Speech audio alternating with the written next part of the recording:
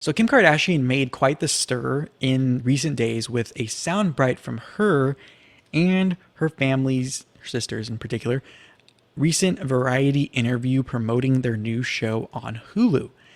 Now we will get into not only what Kim said, but what her other sisters advised as well regarding advice to women in business that people aren't really talking about as much because most are focused on that one soundbite without covering the rest of the interview. We'll get to my reaction and my response to the backlash will follow the quick breakdown, which we will start right now. So before this quote came up in the interview regarding the big thing that I'm going to touch on a little bit regarding Kim's quote that everyone got mad about, they were talking about how they are so supportive of each other as sisters in their business ventures and excited to see each other succeed. Now, Kourtney shares she liked how Kim has always been promoting getting what you give in the industry regarding promoting others' products and sharing ideas you have because there's room for everyone and share their wealth.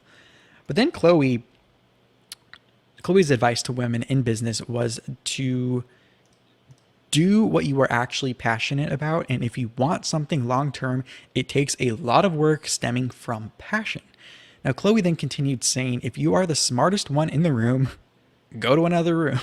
And she says she likes being around more successful people than her because it inspires her. Now, then Kim says the now infamous line of her, she says, the best advice she has for women, or she says, I have the best advice for women. That's basically what she said. She says, get off your fucking ass and work. It seems like nobody wants to work these days. And mind you, Kourtney and her mom, Kris, are kind of nodding in agreement. And they're like, so true. And Kim goes further to say, you have to surround yourself with people that also want to work. You need a good work environment where everyone loves what they do. No toxic work environments. Show up and do the work. She concludes by saying, although it may look easy at their level what they do, it takes a lot of work to get the results. It came off, this whole thing, as a very harsh, tough love piece of advice to whoever was watching. But, and of course, in today's world of hypersensitivity and conversations about privilege and the system being set up a certain way and rigged, all of that fueled the backlash. And yes, Kim's advice, just looking at the one soundbite and not the full interview context, seemed very simple and unnuanced and easier said than done. But at its core, I think it's really good advice. I think it should have come with a warning maybe of no guarantees on outcome or time limits involved. But for an interview to promote their new show on Hulu, I can imagine they wanted people to talk about this and they aren't too mad about this becoming a huge ordeal.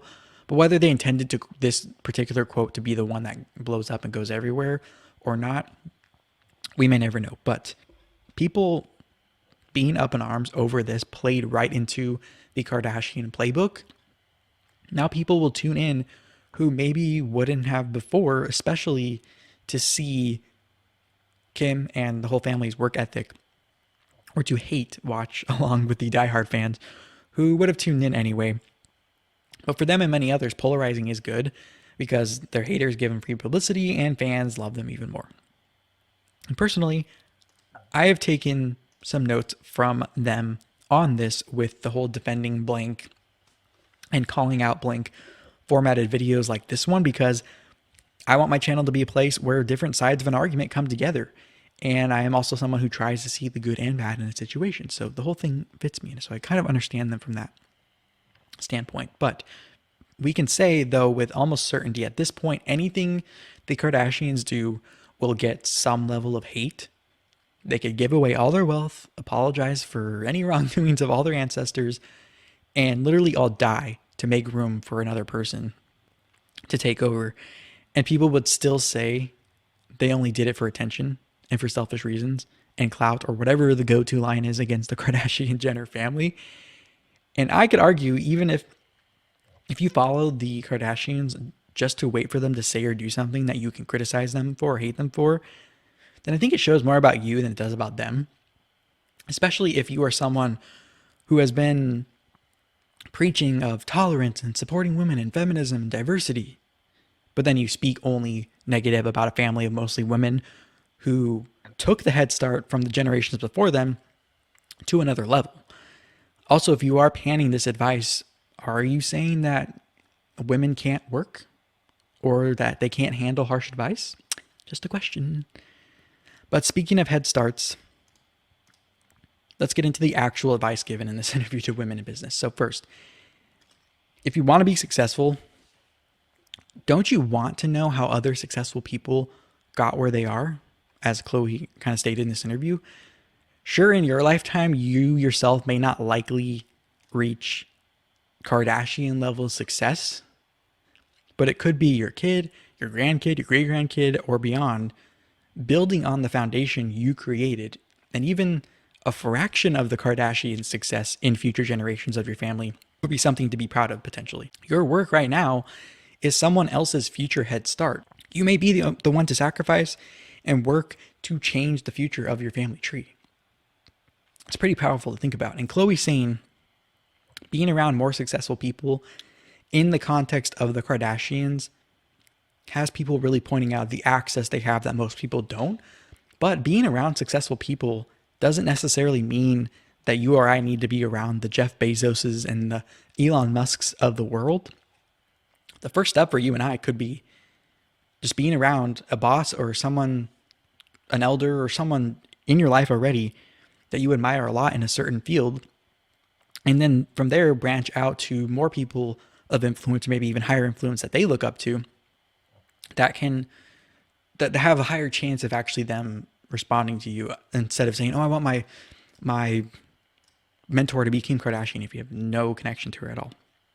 It's similar though to how probably the Kardashian parents and the grandparents and whoever started out in this similar way to build their foundation for these current kids and grandkids of the Kardashians. So this goes back to the idea of limiting beliefs in comparison to kind of most visible, successful people in the world. When you see where they are or where you are and you compare yourself, let's say, to the Kardashians, without seeing all the intermediate steps you need to get there, of course you're going to think it's impossible.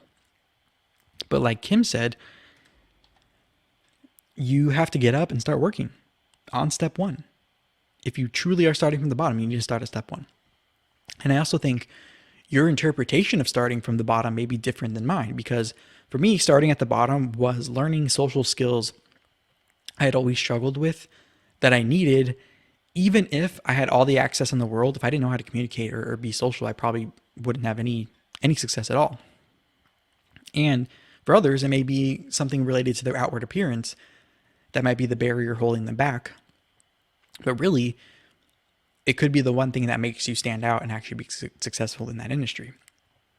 I could give a million different examples of this, but it also goes back to kind of the framing of your mindset.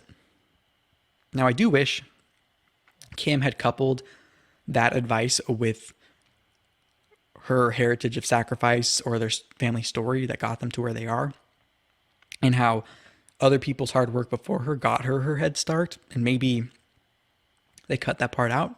Who knows? But sometimes we do need some tough love, unsugar-coated, to kickstart us, even if things sting at first.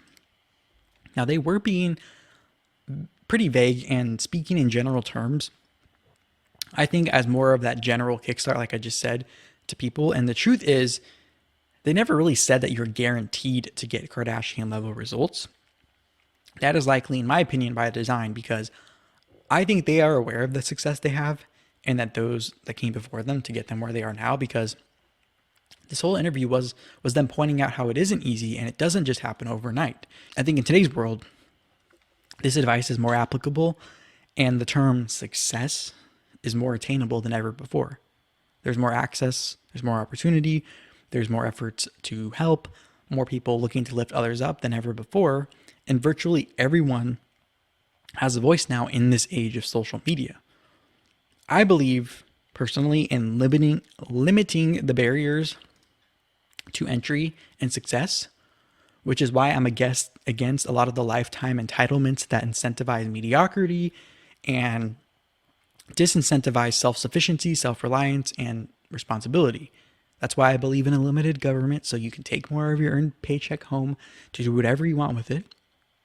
And I think there's a difference between breaking down barriers and picking someone up from one side of the barrier and moving them to the other side of the barrier without really showing them how that barrier was broken down, whether it was you or someone before you that showed you how they broke it down, so that they can pass through the barrier and go to the other side knowing what was needed to break it down, and then have some insight into future barriers that they may be the first one to break down, and have some insight as to how the past ones were broken down. And to me, a head start is only as good as the wisdom and knowledge being passed down too, because if you're handed a business built from the ground up, but you aren't aware of the mistakes and the challenges overcome to get there, then you are bound to repeat them and squash the opportunity, or at least delay the growth and progress until you've learned those lessons for yourself.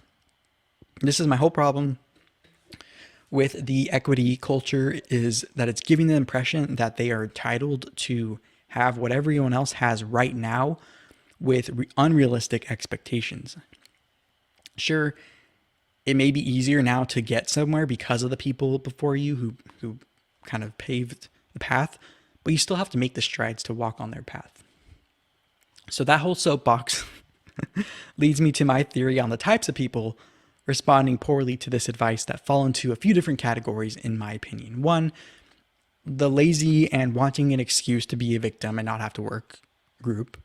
Then there's the hard workers against this advice because it might give people ideas and give them competition, which maybe they don't like.